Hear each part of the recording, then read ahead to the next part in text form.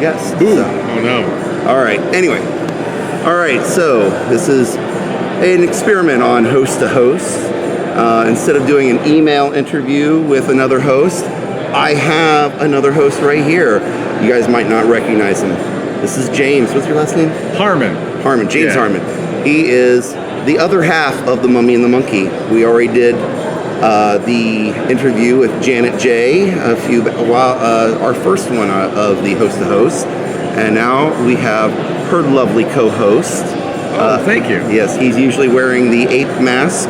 So let's just start off with a couple of basic ones.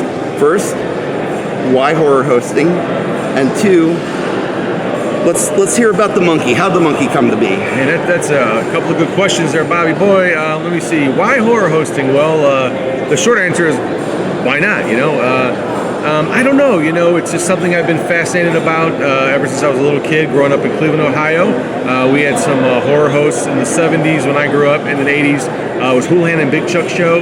And then it turned into the Big Chuck and Little John show. And there was another fella on another station Saturday mornings used to come on named Superhost and showed 2 movies back to back in the afternoon, right after some Three Stooges shorts or Abbott and Lou Costello things.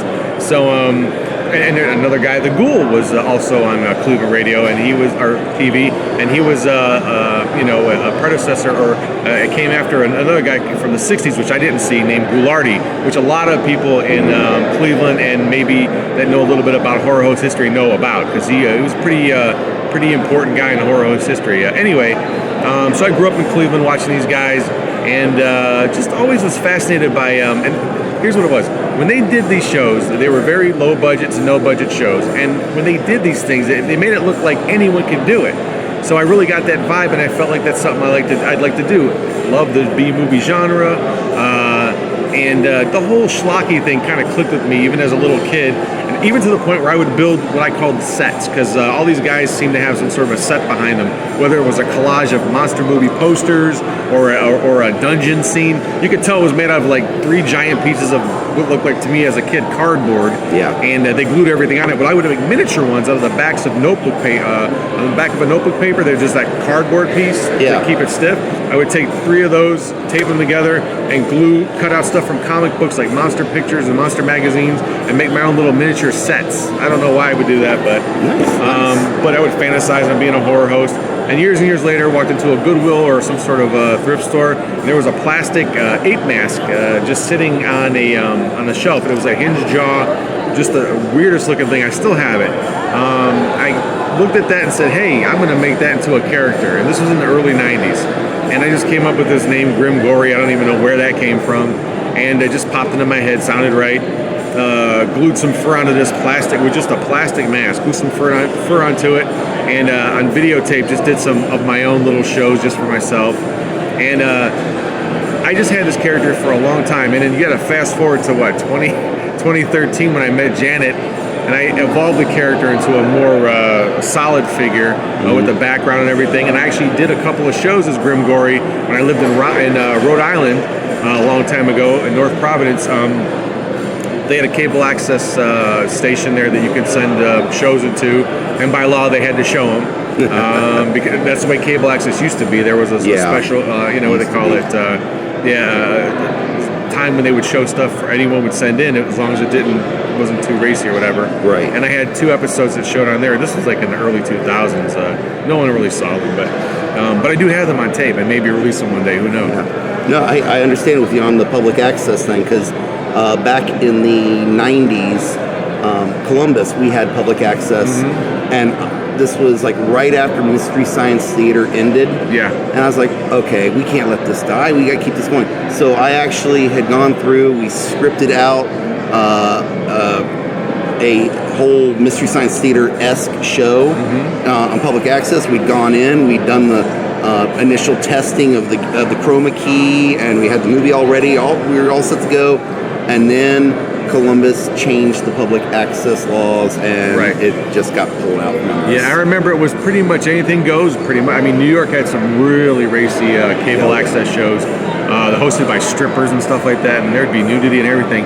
But I remember calling around in Cleveland to see if I could do something like that, and they go, yeah, you can do this, but you have to take out like $1 million in liability insurance. You didn't have to pay $1 million, but whatever it would equal, you had to pay maybe, I don't know, a couple $100. But you had to get insured. You had to make sure that whatever you did, if anything happened, it would be up to you, and they would not be liable. And it was a ridiculous thing that not a regular person would be able to do. Yeah. So I let that go. And it wasn't until the internet got invented where the possibility for almost anyone that wanted to do something like this or any kind of show. Yeah. I don't care if it's a horror hosted show or a cooking show. You can put it together, upload it to YouTube.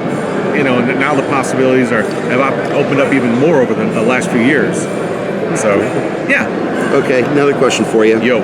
Thrift Crypt. Whose idea was it? You or Janet? Oh, that was all Janet. Janet wanted to do she wanted to get into her own business, and she liked selling stuff on eBay. Right. And actually, a friend of hers came up with threw that name out there. It was pretty neat. Before it was called Cleveland City Thrift, I believe was the name of your online shop for a while. And it worked for a little bit, and then this friend of hers just threw this. He goes, "Hey, what about the Thrift Crypt?" And we just thought that was a really neat name. And it started out as an online store, and then she had the opportunity to open up a brick and mortar shop in Lakewood, Ohio, where we live in Cleveland. And whether it's going to be online or a brick and mortar, the name still works because it's a resale shop where we find all kinds of things, from clothing to odds and ends and the oddities and strange things. That doesn't even matter. Monster stuff. We sell anything we can get our hands on, and that's sellable, basically. Yeah. So it was all Janet's idea. Thrift Crypt was Janet's baby and her idea. Okay. Now, on your guys' sketches. Yeah. Whose ideas are most of those? Who comes up with more of the ideas for the sketches, you or Janet? That's hard to say because sometimes we play off each other a lot. Like there'll be times I'm sitting there and she'll say something and it'll just this whole idea just unfolds in front of me for a full-fledged skit, and it works both ways. I'd say it's pretty equal. I mean, there's really not one that's more stronger than the other. Yeah. Yeah, I mean, that's very good. Yeah, I'll just say something sometimes and she'll complete it, and vice versa. So it's the perfect match between we bounce stuff off each other, and something I can't come up with, she'll go, "Why don't you do this?" And I'm like, "That's what yeah, why didn't I see that?" And vice versa. So. Yeah, I know. I totally understand. I am lucky enough to have my wife in the show as well, and my wife and I oftentimes are on the same wavelength.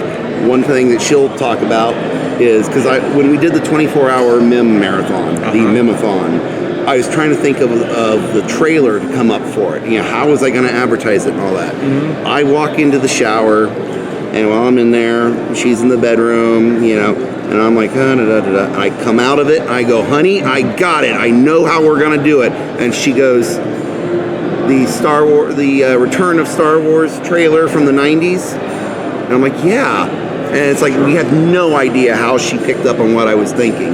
But, evidently I was just broadcasting it so loud, she picked up on it immediately. Yeah, we're a couple of lucky galoots, I guess. Yeah, same thing happens between Janet and I. I mean, we'll finish each other's thoughts on things, and I know exactly how that dynamic works. It's pretty cool. Yeah. Now, obviously, you guys getting married, and she said how you proposed in the zoo, right? No, you got married at the zoo. Yeah, we got married at the rainforest in the zoo. Yeah, difference. And I proposed to her at a pumpkin patch. Oh yeah, out there in Ohio, and Burton, Ohio. There's a little place called Sunrise Farms that I like to go to in the fall to pick out pumpkins and buy apple butter and all that kind of stuff. And I took her there one day in October and proposed to her. Pretend we were going to do some B-roll filming of pumpkin patches and stuff for the show to use to cut in for whatever. And dropped to my knee and pulled the ring. I put it in a little pumpkin. I carved out a little gourd. Oh, cute. And said, "Hey, look at that little guy right there. Pick it up." And she did, and there was a little engagement ring in there. Right? No. Hey, that's okay. Here's our engagement story. It's really weird too, because way back when, this was long before I was doing a show, long before I had a character.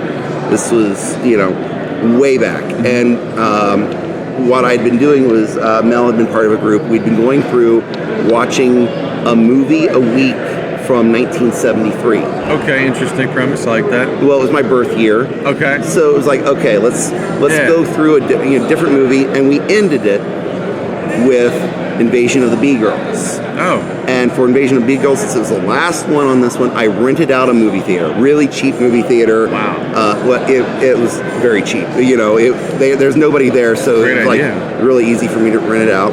And we invited, I put out an invite on LiveJournal. This is how far back this was. LiveJournal saying, hey, anyone wants to see a free movie, come on, show up. We also invited all of our friends. Also, most of our friends knew that I was going to propose there. Mm-hmm. So I get up and I'm talking to everyone who's there in there, mentioning about all the movies that we'd gone through, the horrible movies like The Way We Were, Last Tango in Paris, the good movies like Blackenstein. Oh yeah. Things like that. And there was no butter scene in Blackenstein. No. Blackenstein, just as an aside, was actually a remarkably good movie for what it was. It actually was a very in-depth kind of story on what happened, what was being done to the Vietnam vets and all that. So it actually had some heart to it. A terrible title, but yeah. Yeah, well, they went for the exploitation. Blaxploitation. Yeah. So anyway, so I call Mel up in front of the audience and say, hey, give a hand for her, because she's had to sit through almost all of these as well. And as she's applauding, I get down on one knee behind her, turn around and say, so, still want to do it? Boom, got in. Nice. Yep, so that was for us. So, yeah, hey, we're definitely the lucky ones in the relationship, you and I, because, we both have gorgeous co-hosts. I agree. So, and smart cookies as well. So, Yep, we're lucky. Yeah. So, all right. You've been doing this a few years now. I know Janet is the face really of it. Hey. Well, Yeah. But what would you say your strengths are on what do you bring to the show? Well, I get to see. I'm a graphic designer, artist, illustrator by trade, and that's what I've done ever since I was a little kid that I can remember. So I get to use a lot of the creativity that I guess I have, and we both do actually. We both created our characters from head to toe. Janet makes all her own costumes, does all her own makeup. The monkey, the Grim Gory design, although the mask itself I bought online. I mean, I don't know how to sculpt really or do castings or anything. I could probably learn how to do that. I could probably sculpt, but the casting thing I have to learn how to do all the casting and the latex thing. But it's a latex mask that I originally, when I did buy it, it had a long hair on it. I modified it. If you'll see some of the original stuff that we did, the first stuff we did, I have long hair. And then I would see that same mask worn by other people at certain conventions, different iterations. They would, like one guy was wearing a belt like a monkey with a bellhop costume and cymbals, and he wouldn't say anything. We just jump around the whole day and hit these cymbals together. I'm like, but it's the same mask, and I'm like, well, how do I modify? And the hair was the same. So I thought, well, you know what? I'm going to modify it. We were at a Horror Hound convention about 2014. I said, I want to change things up with this costume. So I went to Starship Earth. It's a local costume shop that's been around in Cleveland forever. Went in there, bought a pompadour wig, applied snaps removed the original hair from the mask, applied snaps, snapped the wig on there so I could take it off so I could clean the mask off every now and again, because it gets a little gross in that mask, by the way. I wear that thing almost 10 hours a day whenever we're doing conventions or whatever. But anyway, and I came up with a more punk rock scheme for him. Before he was just wearing he was supposed to be kind of a greaser anyway, or from the 50s, but the hair just wasn't matching. So I did the greaser pompadour, but then I put more of a modern punk rock slant to him with the spikes and the studs, patches all on his jacket, jeans, Chuck Taylors, or sometimes motorcycle boots. So I'm trying to evolve the character and more build around that latex mask. But so I get to do things like that, create things. I love to write. The first couple seasons of our show, I did a lot of the writing, the scripting for the show, the stuff between both of us. We would collaborate all the time on stuff, but I would sit down and write all the scripts out with the characters to say and things like that. I also get to create music for the show. I dabble in guitar playing and keyboard a little bit. So I get to make a little bit. I wrote the theme songs for both of our shows, the Mummy the Monkey Show, and our new version of the show, which is a live stream. Facebook. We're on Facebook now, but the idea is to stream live interact with the audience, and it's called the Mummy and the Monkeys Hairy Scary Hangout. And I did the theme song for that, which is instrumental, but yeah, I get to use a lot of different things like to do, draw, music, write, express myself that way. As an aside, it's a huge creative outlet for me. Yeah. As an aside, I will have to see about putting you in contact with Mitch Gonzalez if you decide you do want to get a redesign. He's the one who does all the masks and everything for MIM. Okay. And he does a great job, and he is, we always throw Mitch under the bus for, being like at the last minute getting stuff done, but yeah, that's me too. I understand how that works. Yeah, but you've seen Christopher R. Mim's work, Mitch came in starting on Moon Zombies. Okay. He did a little bit of work on Destination Outer Space, but the Moon Zombies that's all Mitch. He does those rubber masks. He did the Were-Skeeto Nazi Hunter. Oh, yeah, we talked to that character last year when we were at the bash. Yeah, well, all that's Mitch Gonzalez. So I'll have to send you his email so you can, if you decide you want to try to upgrade. Yeah, I would love to have work with someone like that and come up with an original design that I can cast and own. Yeah, so I'm not worried about any kind of issues down the road. But I don't know how that stuff works as far as masks go. I mean, it's not really based on a certain character. It's just a chimpanzee mask this one studio makes. They make a couple other animal ones with movable jaws, but so far nothing. I haven't heard from anybody. So yeah, we'll see about that. But cool. Now here's some business sided questions for you here. Okay. I know I've talked to Count Gore the last time he was at the Monster Bash. I talked to Count Gore, and he was saying how bad DVD sales have gotten for him. Okay. And I know Chris Mim, who's not a horror host, but he sells his own DVDs. Right, he makes his own movies. Yeah. Right, and he's saying how bad media sales are. He's actually trying to get out of media sales and just do streaming, but all of the fans went, no, we want physical media. Right. How are you guys handling that? Have you guys seen a lot of that slowdown, or are you bucking the market? I'd say a little bit. Seems like people that come, I go back as far, and I'm sure you do too. When you go to these conventions, people would have just clean up on selling VHS tapes of everything. They would, and the copies we would get were like, you'd buy these horror movies that are hard to get or whatever, and they'd be sometimes the worst copies, but they were like generation. But people still bought all that stuff, right? Well, I think a lot of people that still come out to these conventions are still looking for physical media. Mm-hmm. No one's ever asked us, whether we have, so back to your original question. I'm getting a little bit off track. That's all right. That's what this is all about. So physicals are the DVDs. Yeah, we're seeing a little bit of a decline in sales, or just the demand for that. But I think the question is a little bit. Yeah, a little bit. Yeah. Well, all right. Now, more fun question here. What's the best movie? What's your favorite movie that you've shown? My favorite movie that we've shown might have to be. That's a tough one, man. Because I mean, the stuff we show, it's just so bad sometimes. Good.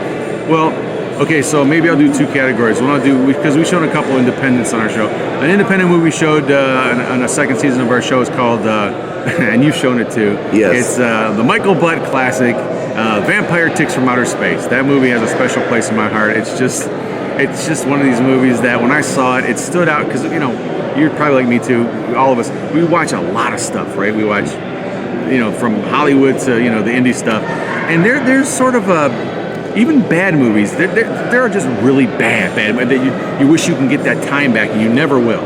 But Killer Ticks isn't that. I will watch this movie all the time. I mean, it's that funny to me. I mean, it's that interesting to me, and entertaining to me of a movie.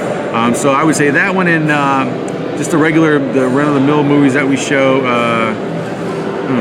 King of the Zombies I like. I think that was a fun movie. We didn't really tinker with that one as far as special effects or anything, but sound effects. But I do like that movie, since some of it's pretty good. And but favorite, you know what? I'm gonna say Attack of the Killer Shrews. How about that? Killer Shrews. Okay. It's a pretty solid flick. Do you have a worst one that you like? Oh God, why did we show that? I'll never show that again. Yeah, we'll never show again. anything you're just Well, like, oh yeah. God, just rip that out of there. Yeah, Frankenstein Island. I agree, Janet. That Really? movie is, oh boy.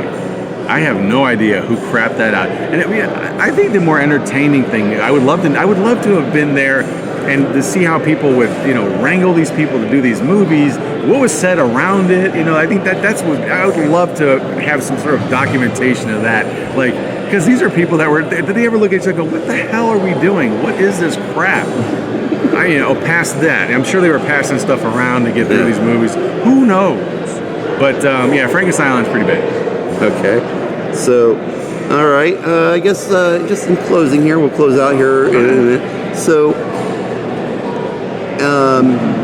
how would you say? I mean, you and I, we're horror hosts. We've been at this for a little bit. Right. I know there's a lot of haters, out there. Well, hate is going to hate. What you going to do about that? Yeah, there are fans. The fans are great. When we have fans of the show, oh my God. We have some fans that stick around in our virtual show that come every week that, pseudocode, dude, you're awesome. But then we also have, our fan club members that, are coming out every month and they're just great. But then you also have these people where it's like they seem to think, oh, I know what you need to do, and then they will, it's like, well, you're not the one doing it, you know. Yeah. So it's like, how do you handle that? Deaf ear usually helps. What I try not to do is when we don't get a whole lot of hate stuff like that. We get a lot of people that might suggest, hey, why don't you just show the original Dracula? We would love to show up. We just can't do that. I mean, But as far as like people trying to tell you what to do at your show, I don't know if we get a whole lot of that, do we? In the past, with Daughter of the Ghoul, we got a lot of crap. Yeah, but okay. So, but with our Mummy the Monkey show, so far we've been lucky to not really have to hear a lot of that kind of stuff. But we're just kind of starting, so we'll see what happens whenever we get, pick up a little more traction, like, because what you're doing is a little more, advanced with the hosting stuff live and everything.